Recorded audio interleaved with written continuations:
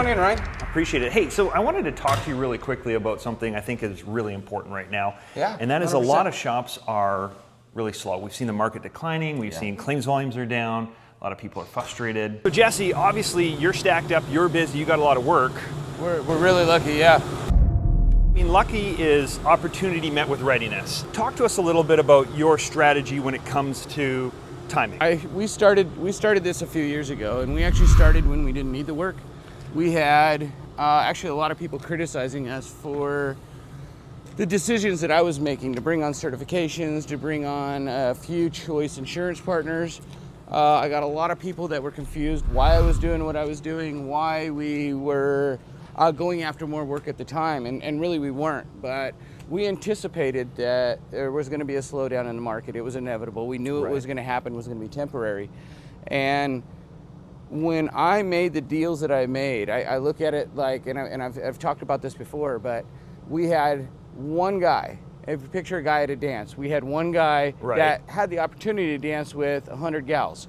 And what it's turned into now is maybe 100 guys that may or may not have the opportunity to dance with the last gal. And at the time, I had the opportunity to dance with everybody because nobody was really looking for a dance partner. So I brought on accounts, I could set my own terms. Help me understand, when you say setting your own terms due to the market conditions, how do you do that?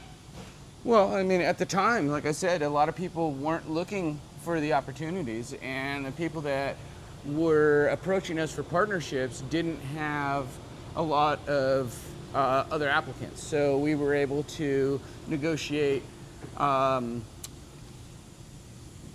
terms of the contract, higher labor rates, certain processes that weren't really aligned with our business. We were able to have some flexibility on the participation of those. And what it's developed into now is we went through all the brain damage, if you will, at the time. Right. And it wasn't easy, but we brought on the certifications, we got the training, we bought the equipment, and now as you see the market continue to constrict, you start seeing a lot of the partnerships that we were looking for then actually reducing their program. Right. So you have people that are coming off the program because the market can't support it. And because we have so many other value adds for whatever XYZ partner there is, we're not on any kind of risk of being terminated or separation of a partnership because we add so much value that would be near impossible to build today. Right. And so that's how you've insulated against getting canceled as soon as the market conditions change. The insurance company now has the leverage. You have backfilled that by having certifications and getting a lot of things that give you more power. Yep. Okay, that's amazing. And from what I'm told, there's still a lot of opportunity in many areas. Right. It's not in every area like it was, but I look at it like eating before you're hungry. Okay. So it's the time to plant your crop isn't when it's harvest time. So we planted well ahead to prepare for the harvest that we have now. So sometimes the opportunities don't come at a great time.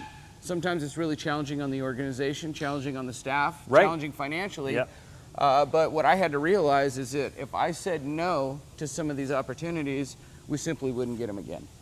All right, Jesse, so you took advantage of it when the market was super busy. We called it the COVID bubble. Mm-hmm. Now the market's super slow.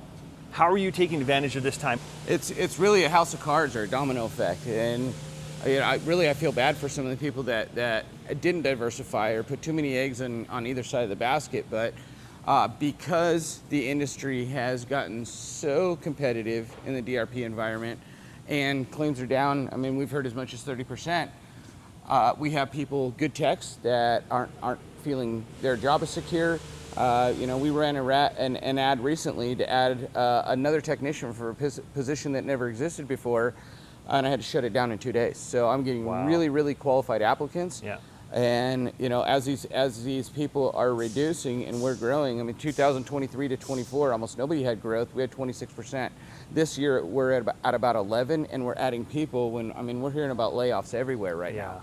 we're building a bench for the future. We are continuing to grow, continuing to add. I mean, right now, I have bottlenecks because of my staff, but I'm really trying to do it in a reasonable growth path. But Right. I'm going to bring on about 25% more staff right now. Demand is even greater than that. So Right. I mean, we're really seeing a lot of rewards for the decisions that we made, where a lot of people weren't thinking, hey, I don't need to market. I don't need to work on my capture rate. I don't need to bring on this partnership. I don't need to think about a certification. They were all thinking, why am I spending money for this when I'm literally drinking through the fire hose? So I think it's great that you're in that position now, but there's a lot of people watching this video right now that aren't in that position, that find themselves in need of work.